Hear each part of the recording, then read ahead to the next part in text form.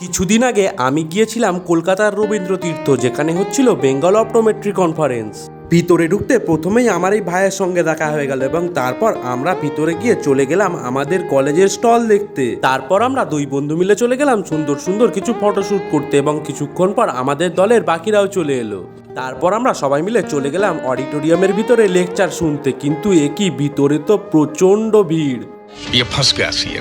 তারপর আমার দায়িত্ব পড়লো কলেজের স্টল সামলানোর। লাঞ্চের টাইমে খাবারের কুপন নিয়ে চলে গেলাম খাবারের লাইন দিতে। তারপর অনেকক্ষণ অপেক্ষা করার পর ফাইনালি আমি যখন খাবার পাই তখন আমার অবস্থা অলরেডি খারাপ হয়ে গেছে। এটা অপটোমেট্রিদের খাওয়ানো চলছে, সব খাচ্ছে। নাইমে ভ্লগে চলবে, এ দেখো সাইন আমাদের